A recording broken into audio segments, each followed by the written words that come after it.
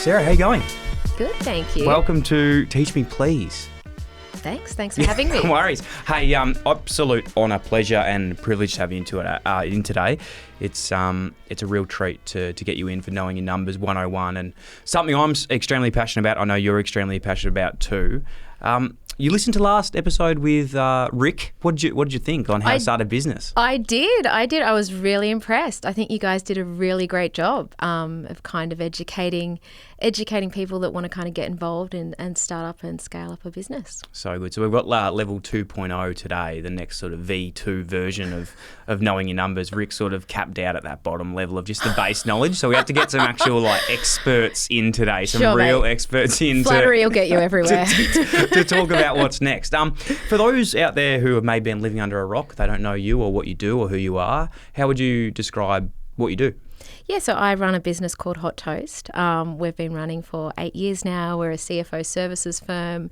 I'm in Sydney, but we have team members up and down the east coast of Australia and the Philippines, and we focus on CFO services, so helping small and medium businesses scale and kind of hit their numbers and, succeed. So I'm also pretty active in the community, especially in the industry, and I'm a part of XPAC, which is Xero's Practice Advisory Council as well.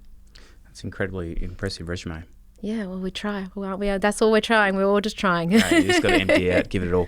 I think from our already chats that have been incredibly insightful and somewhat heated already, we're butting heads on a few things around on opinions, and I'm going to be backing yours, to be completely honest. You're the expert in this, but we're sort of talking about earlier around how to expand on the last episode of how to build your business, and I'm definitely in that myself. And today, please give me your all, cue me on whatever it is, because it's something that I'm really passionate about, and I've known, the last sort of 2 to 3 years how impactful it's been to me to know my numbers, to continually improve in this space, to have a healthy business and not to panic, and to really understand my profit and loss and all these other little terms that eventually aren't as sort of sexy as what you want to get into business, but you end up, being your Bible at the end of the day. Yeah, I think it's a really good point. I think if I look back at eight years ago at Hot Toast, I'd say, what advice would I give to myself? And it'd probably be discipline. I think it's really tempting when you start out to kind of get shiny ball syndrome. So see those things that are exciting and new and kind of want to push into those areas. But there's value in kind of building that foundational blocks and making sure that you have a really successful, sustainable business, so that later on a different stage of your business, you can then focus on that and kind of push into different areas. Love it. I think today we'll focus on many different sort of businesses and, ideas of what it is. But if for anyone listening, just sort of keep your own one in mind, but then also keep a broad mind on how things might relate to you and your situation. But I suppose the biggest question that came from the Rick episode was just going into more depth on if someone does want to start their own business, best practices to do so. And I think that sort of easy thing is, go out, do it, just start a business. We know that's not as simple. And for some people it might be, but some people, they might have young families, working other jobs at the same time. What would you say is the best way to start your own side hustle? Yeah, I think, look, it's a really good question. And I think before you were talking about knowing your numbers and kind of pulling that information together, for me, it's actually going out to the marketplace and testing your idea and making sure that you have some kind of take up or opportunity in the marketplace. And I think that often gets missed in the process. People get so focused on just getting going and kind of launching. I think the opportunity is to go, okay, well, what am I doing here? What am I doing here, and is there a market for it? So we always say that, ideas need to live in the market, not in the mind. So you really need to go, how do I test? How do I test if this is going to get some traction and I can build a business around that? So for me, that might be, you might spin up a landing page and you might do a waiting list so you can go out and say, okay, do I have some kind of appetite for this business model? And I think that part of the process is often underestimated. But if you do it right and you do it well, you can kind of set yourself up for success. And that's what you're trying to do through most of your business, which is get a really great foundation so that you can be as successful as possible and make sure that it's a long-term sustainable business. It's a really good point, because you don't just quit a job or start a business, then start doing that. There's probably that transition period of you can do so many little things whilst you're doing other bits and pieces. And I love your point around, getting websites, Instagram handles. I'm big on the Instagram handles. I heard. What did you think of that? I love that. Yeah. I think that is advice that many people would not come across when they're starting a business, but it's so important. It's so important. I love that for people listening. I think thought I was joking about that. And that's like genuinely really important, I feel anyway, because I said this to the boys even the other day talking about our business and one of our pages that we have, and it's not like an active posting page, but it's like when you go to a restaurant, and I'm sure you've been to a restaurant before. Yeah, I'm old, so I don't get out much. Okay, well, I've been to one before as well. And the first thing Might have gone over the weekend. Yeah, okay. Well, I'm sure the first thing we both do or have done is you check their Instagram page. You see what's updated, if they've got updated menus, good photos, how does it look, what's the engagement like. It's the same thing with a business too. I'm probably more inclined to pick a restaurant that has a good, nice handle and a clean page than if it's got like a few underscores and numbers in it. But that's just me. I'm not sure if I'm being a bit picky. No, it's a really good point, and I think, but that testing process is so important, and I do it with my own business as well. So when I'm looking at different advisory services, like I'll go out to my clients and I'll actually start going, hey, what do you think about this? Or they'll come to me and say, are you offering this kind of service, and what does that look like? And that's been over the last 8 years how I've, we got into automation and we got into scaling up, reporting and dashboards for people, and it's why we're going into sustainability, because there's been we've looked at the marketplace and we've listened to what people were saying or what people want. So sometimes it's just about sitting back, doing some testing and really understanding where your place fits in that client and customer journey. Yeah, it's really cool. And I know you work with a lot of massive businesses in Australia, and it's probably cool today to talk about from a large scale to a smaller scale, sort of what we're doing at this stage. But as much as I'd love to get to that level, one last part on that I've found around the testing stage, and just something that I've found really works as well from a really small scale, needs no money input whatsoever around business, around that testing, is for the golf brand I found a really cool little hack. And I actually got this from just looking at pages, but it's almost before you had the business. I'd already started this page putting golf memes out and sort of building a community that I knew were addicted to golf and they liked golf. So then when we launched the brand, you already had an engaged network that were interested in it. So I think that's just another tip for anyone out there. It's about building that on the way. It's build something. If you know you want to do something in sustainability or whatever field, you can already actually do that without having the business ready to go. And what you said is really important around I'm going to try this and I'm going to test this. And then the other part to that is fail fast. So if it doesn't work, okay, it didn't work in this area. What did I learn? And then what can I refocus on? So, in business, it's just keeping that momentum going and understanding that everyone goes through that as well. I'm always suspicious of people that are saying they're doing really well in business and life is great, because it's such a journey as a business owner. Some days you're kicking goals and other days you are absolutely not. But what's really important is just that momentum and going, okay, that didn't work. What did I learn from that? Okay, I'm going to test here. Okay, that didn't work in this area. How can I then refocus on this other area? Love it.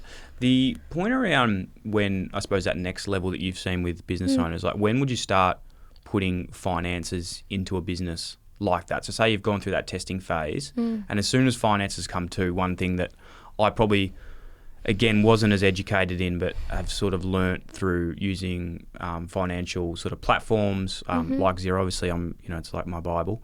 And also I got a bank account that I could just track all my expenses through one thing, just to keep it nice and tight, because now to this day, we can still go back and sort of see how the business health-wise is really going. Yeah. So once you've tested and once you're ready to go, then next step for me is always that business planning stage. Yeah, okay. So being really clear around mission, values, purpose, and then building out what's the next 12 months going to look like, what's the next 18 months going to look like. Your accountant and your CFO can also be a really active part of that process as well. They've seen similar businesses like you, they've seen different sizes, so they can really sit down and go, okay, well, how can I work you through that process? From there, it's okay, now financials. So even though that might sound like the boring part of the process. And I want to be honest, it is so boring. Yeah, for me, I fucking hate it. As soon as, sorry for swearing, but as soon as someone says to me, let's do a business plan, I'm like, let's not. Like, let's do something else. But, so yeah, I agree with that. But it's the discipline part, you right? have to do it. So it's just like, get your mates in the room or get your advisors in a room, get a whiteboard, do whatever you want to do, and just like work through it. Just do it in one session, and then just make sure that you put it all down. What it does is it just becomes an anchor point for you, and it becomes a really great framework for what are we trying to do here, guys? So when you don't have that reference point, you become quite untethered, and like, it's so easy. And I'm speaking from experience. It's so easy to just go, oh my God, that's so amazing. Why don't I also just get into that? But when you have an anchor point, it's like, it's that person that's bringing you back, or that framework that's bringing you back and going, hang on, what are we trying to do? And like I said to you before, like, boring business is sexy business. Like, you know, great businesses are not built overnight. They're built over long periods of time, and there is a discipline component to that. So, God, I sound so boring. It's honestly, like, that sounds sexy to me. I love that sort of chat. I'm listening to what I'm saying and going, I can understand why I'm not got people doing business plans, but it's just such a nice anchor point, and it's one of those things that you don't realize that you need until, you know, all of a sudden you're a business owner, you've bootstrapped, and then you're doing everything in the business. Yeah. Oh God, why am I doing everything in the business? Oh, because I didn't follow the framework, or I didn't know that they were the parameters in which I wanted to work in or work out of. Yeah. So that's that part, and then we kind of go into that like financial part. So, and the financial part is closely aligned to the technology component. So whatever you are doing in 2024, you need to sit down and look at the workflow of your business. So the easiest place to start is the accounting part of that. Why? Because there's a compliance component for that for small business owners. So whether you have BASs or taxes to lodge and pay, you can do that by going, okay, what's my accounting system? So I know you use Xero, I use Xero. I love Xero because it's super user-friendly. A lot of other accountants and CFOs use it. You can jump in, you can customize reports, you've got really nice dashboards. But what's also nice is that you can also, once you grow, you can also then plug in other applications as well. So you can really flex up that process for your business and go, okay, now I need a workflow system. How do I plug that in and integrate? Okay, now I need a payment system, or now I need, you know, a HR system or a payroll system that needs to be at a more sophisticated level. What does that look like when I integrate that? So it's tempting to just look at one part of the business and the workflow when you start out. It's also really nice to step back and go, how does this look as an entire thing, and how do I make sure that the flow of my business is obviously like in a really nice way that I can get that kind of insight and financial data as quickly as possible to make better business decisions. Incredibly put. I think just on that last point about, you know, using a software platform, obviously we're both very entrenched in Xero. Nothing sort of gets me more happy than just reconciling and having a clean balance sheet. Like at the end of the month, if you just know where you're at, it's very therapeutic for the mind. Yeah. And I think I loved your point about when people are happy and they think they're killing it, you're probably going backwards. So it's like always knowing that something can arise and just being on top of it, because it's a very timely thing. Also loved your point about the business plan. I was a bit tongue-in-cheek comment earlier around the business plan and getting them done. As you said, it is a bit of a hard thing to do, but it's something that my business partner and I sat down with 4 years ago and did, and we brought it back up recently at a meeting 4 years later with 12 employees, and it was incredible how aligned we were to that plan. Now, there'd been pivots along the way and bits and pieces, but broadly, it was really aligned, and we sort of check in with it yearly. It's crazy how important it was.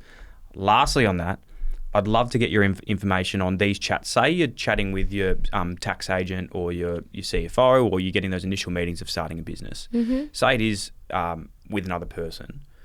What are the important things to go through before that? Because, you know, you do see so many friends getting into business, or, you know, you get in with your brother or your cousin or whoever it is. Like, how important is it to have those boisterous conversations early around roles and responsibility, equity, profit share, finances, and just get on the same page in that business plan? Yeah, so I think, you know, a business partnership can be just very, very closely aligned to what you have in your personal lives. So it's really important that everything is out on the table. I think as a starting point and an anchor point, that business plan acts as a really good framework to that. So do we look at the business the same way? Are we on track? Do we have the same purpose and vision? And then it's really kind of getting into the nitty gritty. So it's basically going, what do you want to do in this business? What does that potentially look like? How involved do you want to be in that? Where do you want to see this business over the next 1 to 3 to 5 years? And it's also looking at what is the worst case scenario here? What if this doesn't work? What does that look like on the other side of this? A lot of people have, we also go through this process around like, what does this business mean to both of you, and where do you want to end up, and what does an exit look like to you? So things might be going really well for a couple of years, and then you might have one partner that goes, okay, I've done what I've needed to do in this space, and now I want an exit, and I want a cash injection because of that exit. One person wants to stay in the business. What does that look like? So it's really having those tough conversations. As a business owner, it's a muscle that you have to basically just keep on using so that you get better at it in terms of tough conversations. But it's just going through and going, what does this business look like to you? What do you want to do in this business? What does worst case scenario look like to you? I think I was saying to you before as well, I also am like, okay, well, who am I getting into partnership with? Like, what does your life look like? What do you want for your life? You know, I'm an accountant, you're an accountant. What does that look like from your only financial management perspective? You know, do we want the same things? Do we have the same expectations? So setting that framework initially, just like when you're engaging a new client around that framework, is super important. And then just making sure you have very clear conversation around what does an exit look like for both of us. Yep. And even in like the worst case scenario, what if one of your partners passes away as well?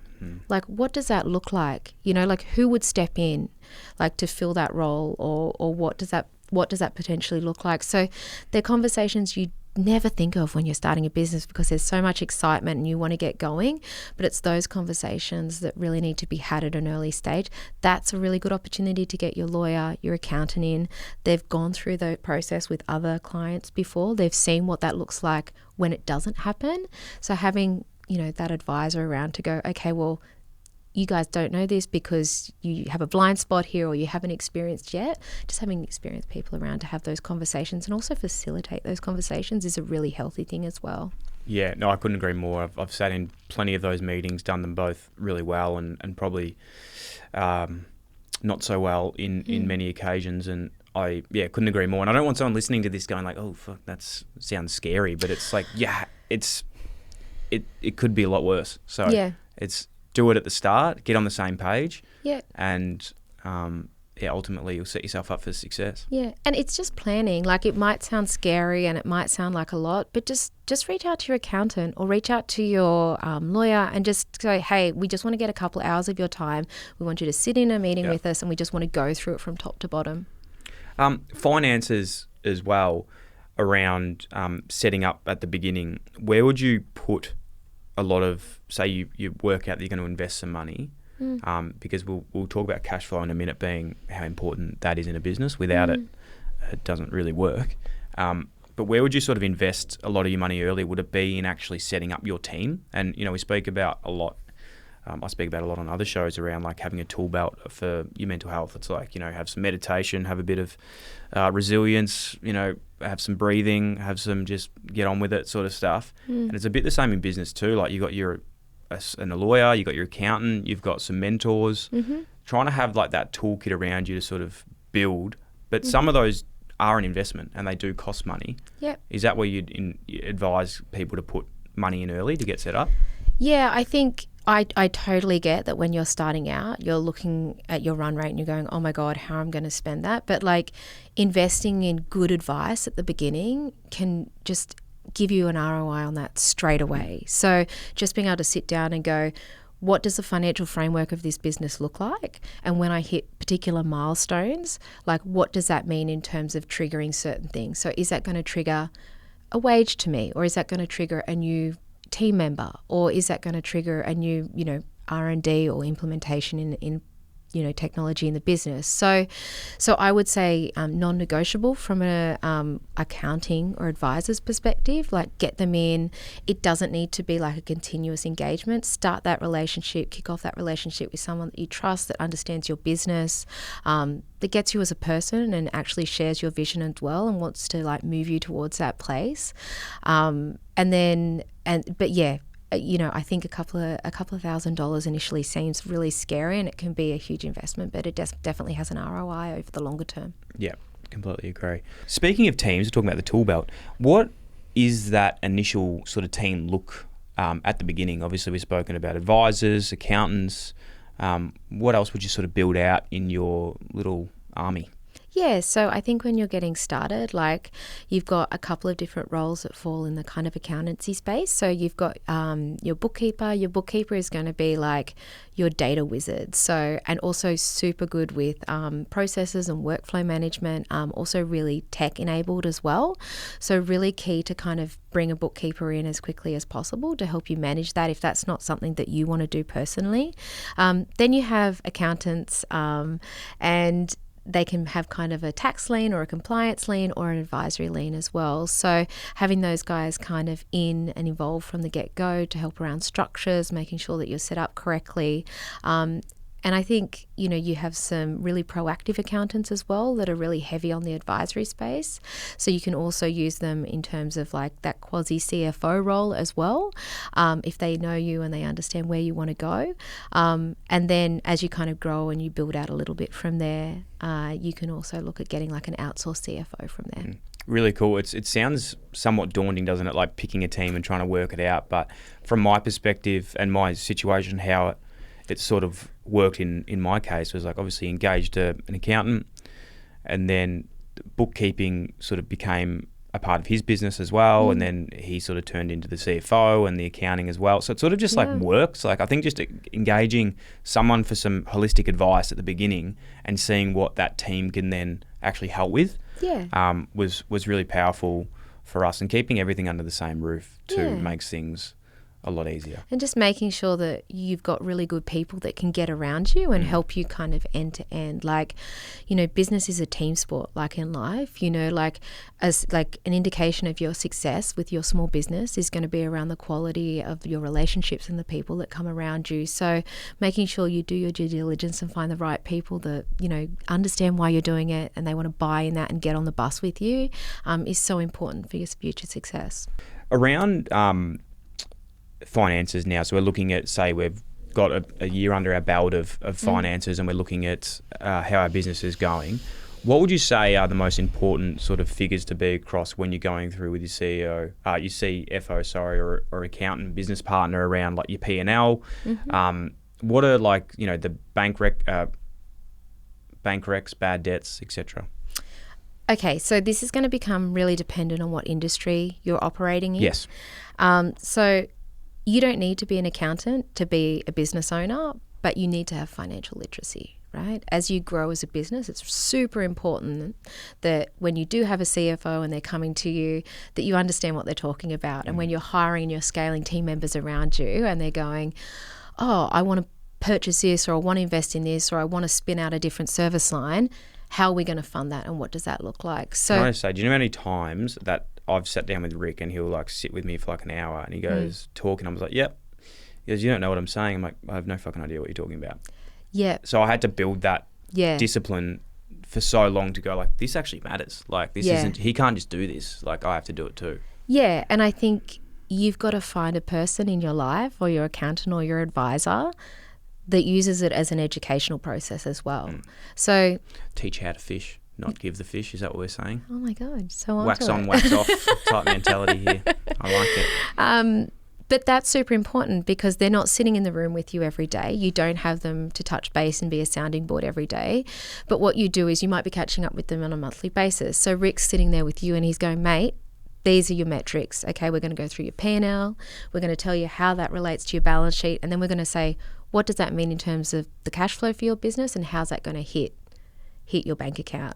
And then once we go through the current state of play, what does that mean moving forward? And then how can we leverage that into the next stage of your business and next stage of your growth, right? So it comes down to chemistry with your accountant. It helps if somebody's also got a focus on that industry because they get you, they see you, you're one of their people, right? So use it as an education process. We want to get to a stage with our clients where you're not waiting until the end of the month to go talk to Rick. What you're doing is halfway through the month, you're going, I know that I need to hit this turnover number this month to be able to break even, and I know that if I push it to X amount, that means I'm going to hit 10 or 20% profit, which means I'm going to have a really good month.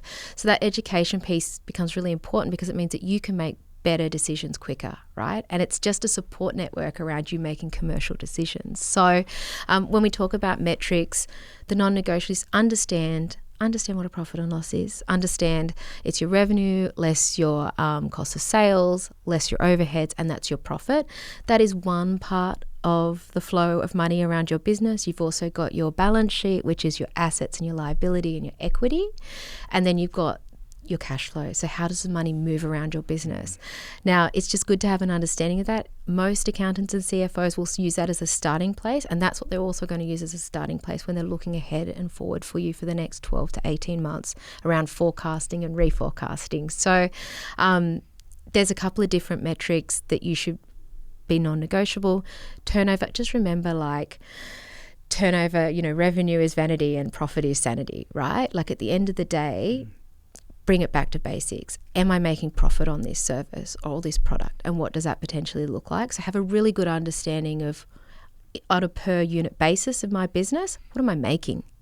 For me to do this podcast or for me to go and do a production, what am I making? And what does that look like in terms of the rest of the industry? Does that align? Am I competitive? Am I not competitive? Can I push that? Can I not push that? So being in that kind of level of detail is super important. And then knowing your profit metrics as well is also, and then we'll talk about liquidity a little bit later. There's a couple of really key metrics around liquidity that you can look at as well. So. Definitely. I love what you said there too around all those sort of three facets that are incredibly important. But for me, even the one thing, I sort of got 2 years into business, and my father-in-law, who's a bit of a mentor for me too, would be like, oh, what's your break-even number a month? Yeah, it's a good one. And I was like, I don't know. And he's like, that's probably worth knowing. Yeah. And since then, now I know that number, and I'm like, all right, perfect. Like, this is this. If we make more, bang, that's great. But worst case, like, I've got 3 months of that ready to go. Exactly right. So it's like, okay, well, I know that I can keep the lights on this month. Anything above that point, okay, fantastic. Then I'm moving towards the targets that I need to reach to make this a sustainable business. I also think what's really healthy with your CFO, and Rick, I'm sure Rick goes through this with you as well, is that when you're forecasting out, like, we use like a base case. So like, what is like a conservative position for you to look like that's likely to happen? And then looking at like, what's the worst case to that and what's the best case to that? And then we can start making decisions based on, are we hitting base case or are we hitting like a better version of that or lesser version? And then we can start like moving the numbers around and then making decisions off the back of that as well. It's really cool. The worst case thing, it's the psychology of life, I suppose, but for me was always a big one. And I was forever, like, I'm quite a risk taker in business, but I always like to know my worst case scenarios. I've always got that in the back of my head, but this year I've had to just flip that, going like, well, if you're always thinking worst case, it's probably just going to stay around that. Like, let's think these other two levels and make them actually an option too and see how it goes, which is just been really cool. A big thing for us though, and I'm sure a lot of business, I'm sure you deal with this regularly, maybe as a CFO, but cash flow. Like, as I said before, around knowing the numbers, like, you can have the numbers, but then you're like, well, I should be here and we should have these numbers in our bank, but for some reason they're not. Yeah. So that's been a really challenging thing to get my head around. Like, what would you say around cash flow is super important? Yeah, we get so many people come to us and they say, my profit is there, but I just have nothing in the bank. Why do I have nothing in the bank? Why am I always getting caught out every time with there's just no money there to pay anything? So, look, cash flows is effectively your ins and outs of the business. It's the lifeblood of your business. It's so underrated. It's one of those things that becomes urgent and you need to focus on really quickly if you've got creditors and tax to pay and you've got nothing in the bank. And it comes like good management of cash flow comes down to really good planning. So, but I would say, when we talk about, being profitable and then not understanding why you've got any cash in the bank, like, that is literally the term, like, growing broke.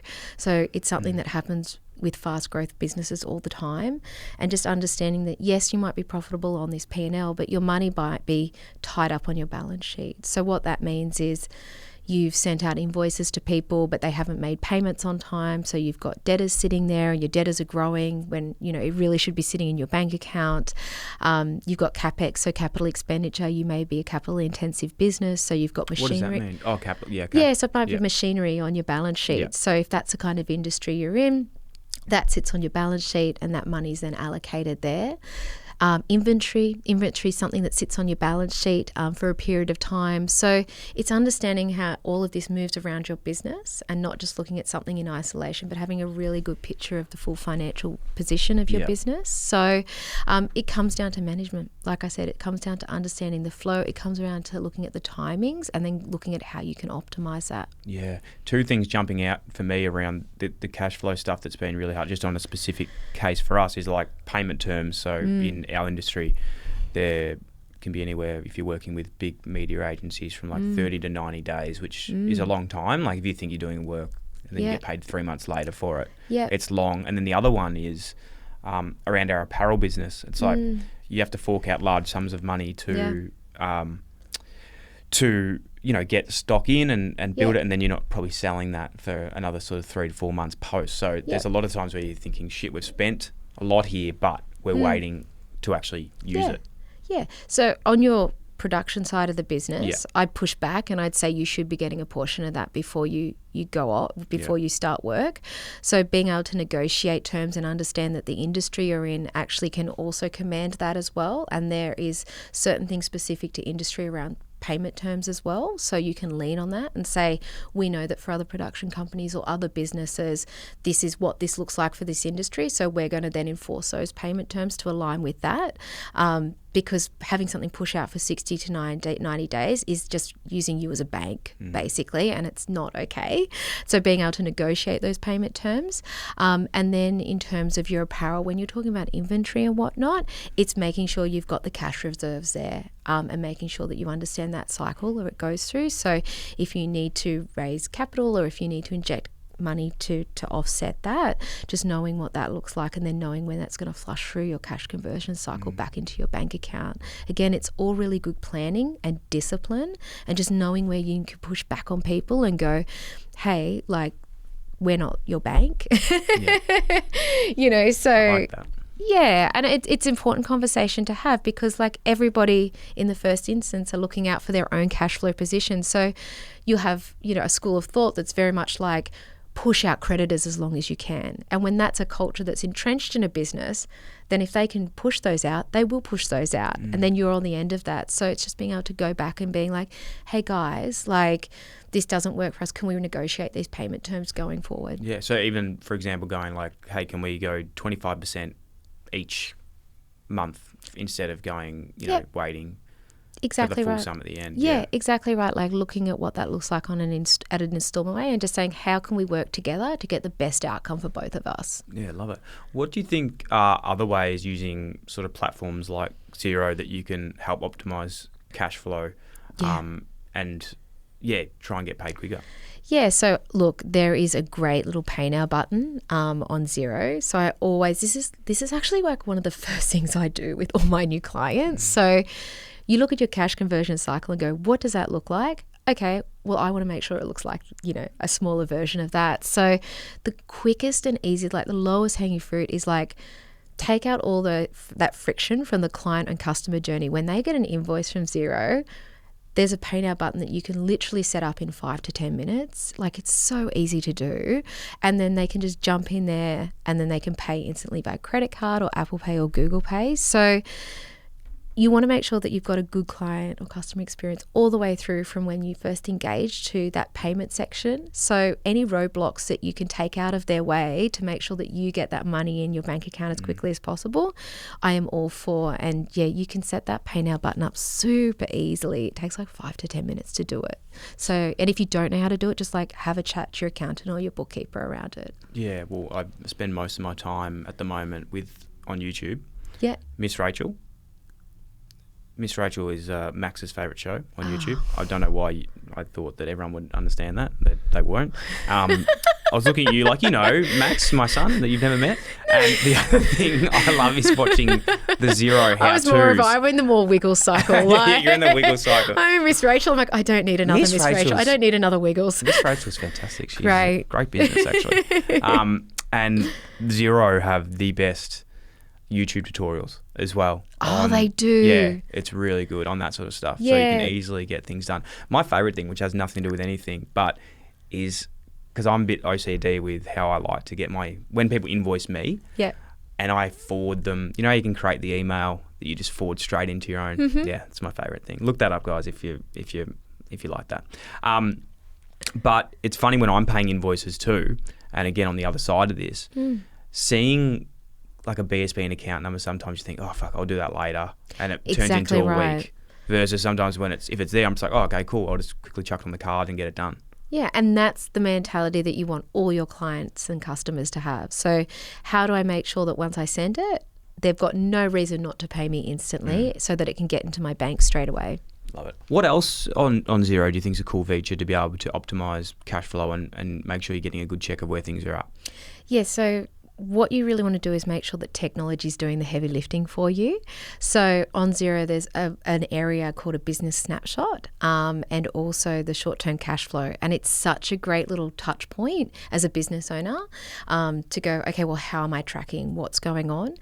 We talk about checking in on your financials, and it's great to do that in a formal way on a monthly basis. But with cash flow, it's really a weekly thing, especially for a business owner, just to touch base. So if you can access that part of Xero, and everybody can, just make sure that, Monday morning, you jump in there and then you have a look at like, how's my short-term cash flow going?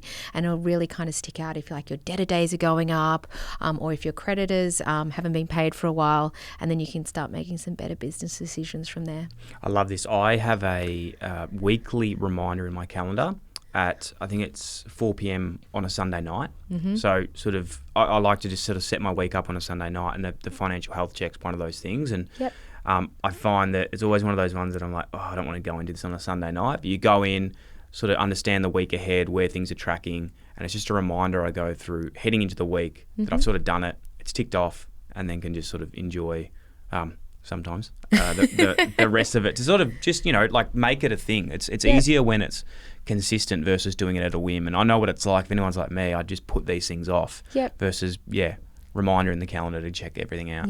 And just build that discipline in, and then once you're in a really good like rotation with it, sometimes it's great, and then sometimes, oh my goodness, like I need to be proactive about this, and then it's something that you can jump on really quickly on a Monday morning and go, okay, how do we make sure we get those debtors in, or how do we make sure that we communicate correctly with our clients around that? It goes without saying, if you don't do that, it can snowball and turn into a worse problem sort of down the track if you're not onto it early. Yeah, and I think that's a really good point. Like I know sometimes we tend to do the things that we love in life, and running a business is really sending out the invoices, high-fiving, look at the profitability, good times. I totally get that. That's my vibe. Yeah, I'm big I on can that tell sort of that. stuff. I can see that I like vibe. Ringing the bell. Ringing the bell. But, and we tend to put the stuff off that like is difficult or we don't understand sometimes. And so when it does become a snowball effect, just like build that discipline in, make sure that you like flexing that muscle and you're going, okay, how do I make sure that we're in the best position possible to knock it out of the park? And then once you get a little bit bigger from that, you can then basically allocate somebody to do that, make them accountable for it, and then they can give you the good news every Monday morning. Love that. What's your favourite meal? Oh my gosh, I'm such a bogan. My favourite meal is a Parma at the pub. Oh, how good. So a part of that then, would you go the Parma, the chips and the salad, or you go the veggies? No, obviously go the salad. Okay, so what's your least favourite part of the Parma, like on the plate? Like it's the salads. The salad. So we've got to eat the salad first, don't we? That's the analogy I'm leaving with you today. Oh, I love that. Eat the salad first, my friends. Enjoy the chips and the Parma. That's so true. I love that. Love that. How would you set up bank accounts? I know I was picking your brain off air about this. It's so cool what you've been talking about, because another big question, is around how to go out on your own and pay yourself and understand those parts of the business too, and which can't always be picked up on sort of a profit and loss and those bits and pieces. But around bank accounts, how do you like to sort of set them up in a business? Yeah, so we have a couple of different bank accounts that we have at Hot Toast, and we also advise our clients on. If anyone's heard of, we basically base it around the Profit First methodology, and it's a really good bucketing tool. So we understand that, yes, there's the P&L and there's a cash flow statement and the balance sheet, but a lot of clients also visually like to see that when they go into Xero and see the split in bank accounts. So the way that we generally set it, this is kind of my butchered Profit First methodology, but the first bank account would be for ins and outs, so revenue that is coming in to the bank, and then any associated costs with that. The second one is all... Sorry, I'm just thinking about that. Yep. Can you explain that for me? So Yep. one account, so it's money that's coming in, so everything that you get paid in, and then all the bills going out as well? No. It's the bills, so it's variable costs. Variable costs. So anything that is associated with that revenue. So Yep. in your profit and loss, when you have your revenue, you also have your cost of sales. Yep. And your cost of sales is anything directly related to earning that revenue. Yep. So that first account is anything, and that there's a variability to that, right? So depending on what's coming in, will depend on what's going out Yep. at time, depending on your business. So that's that first account. That's going to receive all your money. Mm-hmm. The second account is a tax account. Yep. So that's basically going to be your GST that you need to pay at BAS time, your PAYG withholding, any income tax installments, and superannuation. It's good to do that every single month. So make sure that you understand what that looks like, have a chat to your accountant, look at your forecast, and then effectively move that over at the end of the month. When you become better at that process, it's something that, and you kind of hit that more maturity growth stage, it's something that you can then do as like an automatic recurring from like that main account into that second account if you understand what it's going to be Yep. on like a monthly basis. And then you have your third account, which is all your fixed expenses. So that's all of your overheads. So we roughly suggest around 3 to 6 months. It's probably more around the 3 months. The 6 months is for more of a high growth business. Definitely sit down with your accountant or your CFO around that, but that becomes your buffer, right? So how do I keep the lights on? Wages that I need to pay, rent that I know that's going out, subscriptions that I know that is going out, regular advertising that's going out. What's the things that are going to exist in my business, whether I have $1 come in the door in revenue or not? So that's that account, and that becomes your buffer account. The final account is your fourth account, and that's your profit or your free cash flow. So once everything's allocated for all different parts of your business, you then have that fourth account, and that becomes, and whatever's left over in that account is effectively your profit or your free cash flow. So once you start building up cash in that account, then as a business owner, you're like, okay, what am I going to do with that money? So can I increase my wage? Am I going to do a dividend? Okay, I'm going to reinvest in this part of the business in R&D. What does that potentially look like? And that's where that amount is going to come from. And so what we find is visually, like the psychology behind that is just so comforting for small business owners, because they know, okay, now I know that I've got my fixed assets, my fixed expenses covered. I know that I've got my liabilities covered as well. And it also helps drive efficiency in the business as well around debtors. So it's like, okay, well, what's going on in that main account? Okay, well, we need to drive to make sure that we bring our debtors days down, to make sure that we've got all our cash in to offset those other accounts. So we found it really super helpful for clients to implement that system. It's really cool. I've never done the profit account before. I really like the sound of that, because for us, like, trying to grow and employ new people, it's almost like once you know you can afford it, you're just putting everything back in. So it's like a continual growth sort of process. But two things that we've spoken about today that I'm really big on is the buffer account. So knowing that, you've always got that finances there for the 3 months. And then one thing I really like doing is sometimes when my Sundays get really fun. See, now I sound really boring. Is crazy times. It's really sexy Sundays. I sit and go through my profit and loss, and I love going through subscriptions, because the amount of subscriptions that you have that you no longer use, and you're just churning through funds on and just cancelling, it's such a good way to actually know where all your money's going. And we were saying earlier about sometimes when you hook up your bank account at the start, it's actually quite confronting, because you're going, fuck, I'm spending this much on coffee, spending this much on food, business expenses on this, and you actually get a really good look at where things are going. So for me, it's almost like just checking those separate sort of line items, going, are they following on months prior, or why was there a jump on equipment this month? Why is there a jump on general expenses? Why is there a jump on client meetings? Who was taking everyone out? Yeah. All those bits and pieces too is something I really like to track. Yeah, and I think it's one of those things where you don't know what you don't know, right? So until you have a look at the data. We even have clients that go a step further on that subscriptions because they know that there's things that get added through the year, and they'll actually cancel the card every year. Yeah. And they will just go, okay, well then we're going to get prompt to basically make that conscious decision.